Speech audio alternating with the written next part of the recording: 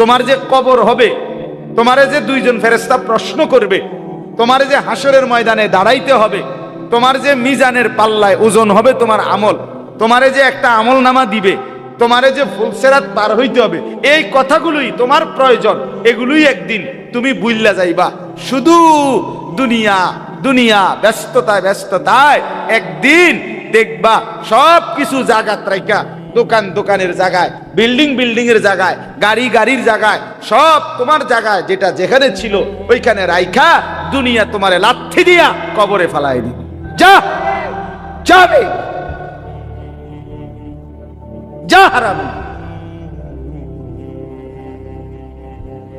তুই জানোস না আমি তোর বাপ দাদা 14 গোষ্ঠী কাউরে থাকতে দেই নাই, তুই এরকম শুরু করলি কে বেটা?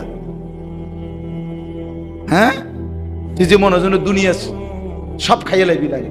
কিতা ঘটনা কিতা? তুই কারো মৃত্যু দেখো নাই? তুমি কোনো কবরস্থানে যাও নাই কোনোদিন? তুমি কোনো লাশের জানাজা পড়ো নাই? যে মানুষটা তোমার সামনে লাশ, সে কি একদিন হাত নাড়াইতো না? কথা বলে না? তার চক্ষুই খোলা ছিল না কোনোদিন? সে কি একদিন দৌড়ঝাঁপ করে নাই দুনিয়ায়? সে এখন নড়ে চড়ে না কেন? সে হাসে না কেন? তার হাত নড়ে না কেন? দয়া করে বুঝতে শিখে। আল্লাহ বলে, এর জন্য এই পরিমাণ আমাকে ভুলে যেও না। আমারে ভুলে গেলে একদিন তুমি তোমাকে ভুলে যাবা। নিজের ভালোটাই মনে থাকবেন। উলাইকা হুমুল ফাসিকুন। আল্লাহ বলেন এমন যারা নিজেকে নিজে ভুলে যায়, আখিরাত ভুলে যায়, এরা ফাসিক, এরা প্রকাশ্য পাপী। ফাসিক বলে প্রকাশ্য পাপী। কি পাপী? প্রকাশ্য পাপী। এরপরে আল্লাহ বলেন লা ইয়াস্তাবি আসহাবুন নারি ওয়া আসহাবুল জান্নাহ। শুনে নাও বান্দা, জাহান্নামবাসী আর জান্নাতবাসী কখনোই সমান হতে পারে না। হাসরের ময়দানে গেলে দেখবা ফারিকুন ফিল জান্নাহ ওয়া ফারিকুন ফিস সাঈর। একদল জান্নাতি আর একদল জাহান্নামী। কেউ হাসবে চির হাসি, কেউ কাঁদবে চির কান্না। ফাআম্মা মান উতিয়া কিতাবাহু বিয়ামিনি ফায়াকুলু হাউম ইকরাউ কিতাবিয়া। আল্লাহ বলে যার আমলনামা ডান হাতে দেয়া হবে, সে হাসরবাসীকে চিৎকার করে বলবে, হাসরবাসী দেখো, ইকরাউ কিতাবিয়া, আমার আমলনামায় দেখো আমার নামের সাথে জান্নাতি লেখা হয়ে গেছে। ইন্নী যানানতু আন্নী মুলাকিন হিসাবিয়া।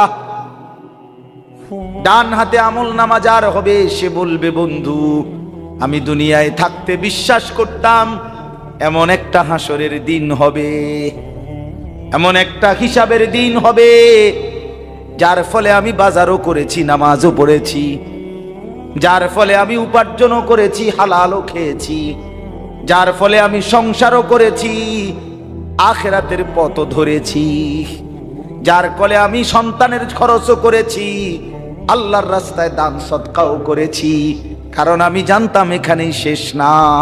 সুবহানাল্লাহ। ওয়া আম্মা মান উতিয়া কিতাবাহু বিশিমালি ফায়াকুলু ইয়া লাইতানি লাম উতা কিতাবিয়া। এরপরে আল্লাহ বলেন যার আমলনামা তার বাম হাতে দেয়া হবে, সে একটা চিৎকার করে বলবে, হায় আফসোস, যদি আমার আমলনামা আমার হাতে না দিত। বলাম আদরি মা হিসাবিয়া, আমি যদি আমার হিসাব না দেখতাম। ইয়া লাইতাহা কানাতিল কাদিয়া, হায় মৃত্যু এসে যদি আমাকে শেষ করে দিত, আমি যদি আবার মরে যেতাম, আমি যদি নিশ্চিহ্ন হয়ে যেতাম। মা আগনা আন্নী মালিয়া, আমার মাল তো কোনো কাজে আসলো না। হালাকা আন্নী সুলতানিয়া, আমার সব ক্ষমতা কর্তৃত্ব তাও তো শেষ হয়ে গেল। আল্লাহ বলবেন খুজুহু ফাগুল্লু, ফেরেশতারা তাকে ধরো এবং শক্ত শিকল দিয়ে বেঁধে ফেলো। সুম্মাল জাহিমা সাল্লু, এরপরে বলবেন ফেরেশতার তারে লাথি মাইরা জাহান্নামে ছুঁড়ে মারো।